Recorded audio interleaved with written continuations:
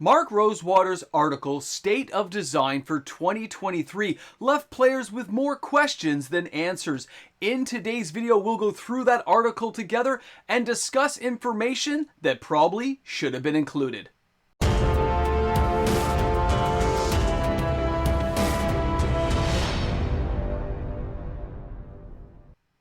Can you imagine having your performance review at the end of the year? But instead of just being one person at the meeting, giving you a self-reflection tool, everyone who is at the company gets to weigh in with how you did in any given year. Welcome back, everyone. MTG Moxman here, and thanks again for hanging out with me on my channel today. And that's what Mark Rosewater goes through each and every year. Now, there's an article I will share with you guys in today's video, The State of Design. Now, I named this video The State of the Game because that's what players actually care about, not the actual design, although there's some interesting parts of these articles. When you look at what the information players want to know about, it's not normally reflected in the articles of which Mark Rosewater is writing. So we'll go through that in today's video, but it's interesting still. I read through each of the articles he does all the way back to 2005. It is a very good read to see how he felt the products went. But you as a player have to understand that the information he's getting and how he's writing these articles isn't just his personal thoughts. He is getting information from marketing. He's getting information from sales data to say if products sold well or didn't sell. All that information probably helps the creative team decide on the direction that they're going to go for another product. So as he's writing these articles and touches on the success or failure of these products, yes, players weigh in every day. There's lots of players who say they like something or hate something, or something is overpriced or underpriced. And it doesn't matter if Mark Rosewater is the person you're supposed to go to for that information, since he's the one that players see most often. That's why we want to know it. That's why we're going to bug him, because he's the one you see. It's like when you go to a fast food restaurant and somebody says, "Why does this meal cost so much?" That cashier doesn't know why it costs so much. They're not the one who set the price, but they're the one you're looking at. They're the talking puppet in front of you that you want the information from. And that's what Rosewater has to deal with each and every day. And although he doesn't set the card quality, he's not the one talking about the marketing. He will be at those meetings though. He's not the person setting the price, but he's at that meeting. Because that information needs to be known by him, because if it's successful, that'll take them down one path. If a product's a complete flop, they will steer away from that going forward, at least for a period of time. I can just imagine him at that 30th anniversary meeting, and although he wasn't allowed to really say anything, and they said, "We're going to do this, it's going to make a lot of money," he's probably just sitting there going, no, no, no, no, no. You saw him at the release, at that video, at the release thing where they're talking about it, and he's just sitting there quiet because he knows what Reddit and what everyone else is going to lambast him for afterwards, because he said, "We're never going to reprint it," because that's what he was told to say. But he's the one that we see, so he's the one who gets the brunt of it. Now, I'm going to put the article up here. We're going to take a look at this. We're going to go through it together. I think the stuff about the success and the failure, the highlights and the lows, is still a very good read. And if you look between the lines, there's some stuff you'll probably see like I did that just lets you know what might happen going forward. So let's pop this up here. So here we have the State of Design for 2023, Making Magic by Mark Rosewater, July 31st, 2023. And you can see here he has articles going all the way back to 2005. I mean, he's been at this job for a long time. Now, when you look at the structure of these articles, the highlights, the what did we learn, when you look at the first part here, it says we leaned into nostalgia. When they touch old sets like the Brothers War, or they're going back to Dominaria, that will definitely activate a certain group of the player base. And it guarantees almost a certain amount of sales, which would explain why they would lean into these areas. But as you read this article, take a look at how he talks about it.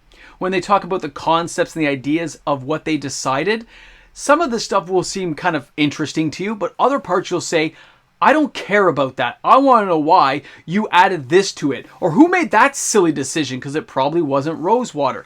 That's what players want to know about, and that's what gets players frustrated and angry. Is it's like a self-reflection tool that you've written, but at the same time, you're telling us some of the things players liked, some of the things players didn't like, but you're not really touching on stuff like, why are Shocklands in Unfinity instead of a regular standard set? It wasn't just because they made cool looking ideas for lands. No, it was there to pump up the base value of that set to make players want to buy it and force us into buying certain products. And it's almost like players want them to admit it. I know I'd like to hear you say, yeah, we made a mistake. This was a horrible idea. We never should have did it, but we did it anyway. Now, in Brothers War, I find this interesting. Let me get to this thing here. Okay? And it's the part about the giant robots. When you see the whole thing about the Transformers cards felt out of place. Transformers as an overlay made some sense because the set was about giant robots. But the core of the set for many players was nostalgia. These players felt seeing cards of a different IP flew in the face of that. Absolutely.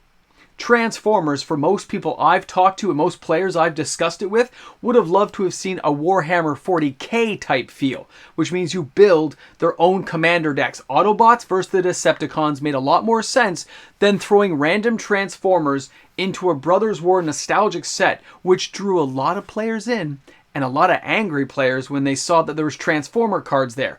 I personally love Transformers, but even I felt they were out of place in this particular product. And I think they could have done a lot more and actually made the company a lot more money. I can just imagine the meeting, and I'm sure most of you guys will agree. Some higher up said, hey, we could throw Transformers in there. It'll be great for the marketing of the upcoming movie we have. Rise of the Beasts. That's what they were thinking. You know, you can see the crossover, cross-promotion that somebody didn't think through. They just, it's a great idea, and they went ahead and did it. Now, when I look at the Phyrexia thing, reworking poison, things that players liked, I agree. A lot of that worked when you're talking about the unique environments and the ideas. But what happened? The Phyrexian flavor was off-putting. That's not what got me. For me, it was the end of the Phyrexians. They got defeated so easily, and it happened so fast. And I'm glad that they talk about that. Because look, in the lessons learned, the story was too big. Absolutely. It should have been done in like a 6-block set. The Phyrexians were too easily defeated. I 100%, these are things I'm glad to see. But at the same time, how did you guys not realize that when you were creating it? How did you not know this wasn't going to go over well? As big as the Phyrexians are, as like the ultimate villain that's taking thousands of years to build up their armies again, they got beaten in the space of nothing.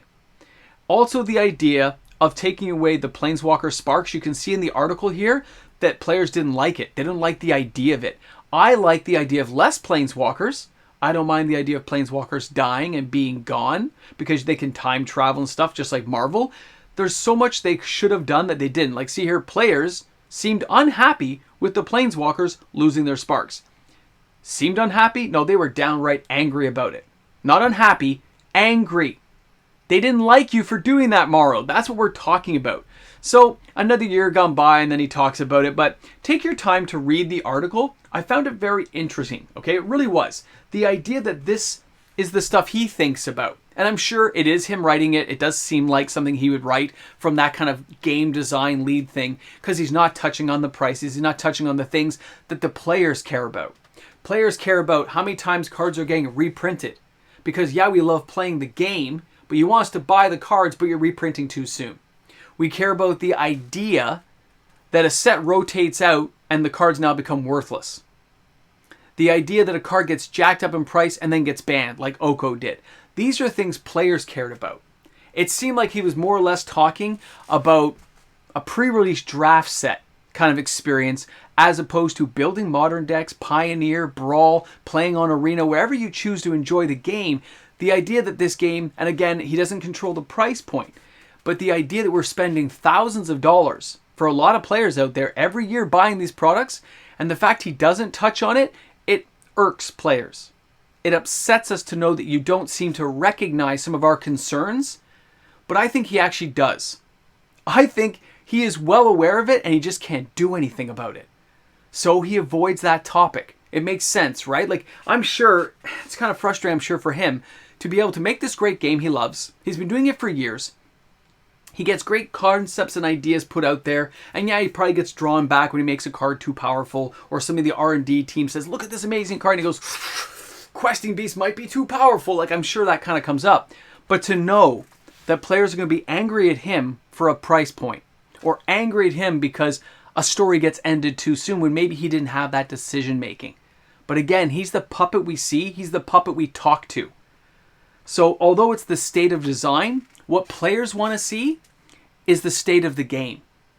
Players want to know what's happening with the game and how Wizards is going to stabilize the game, not just the design. So if players had their way, that's what they'd want to see.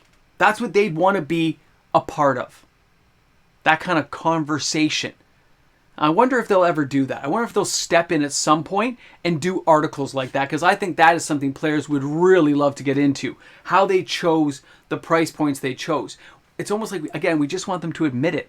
Admit what you're doing, put it right in our face, and then pull it back a bit, guys. That's how I feel anyway. Let me know how you guys feel about this. How do you feel looking at products like this, looking at articles like this, which give you a little bit of a look inside somebody's brain, right, as a self-reflection tool, because that's what it looks like to me, about how they thought things went and how they could correct things in the future. Because in that article, when you're looking, some of those things, some of those corrections will come around.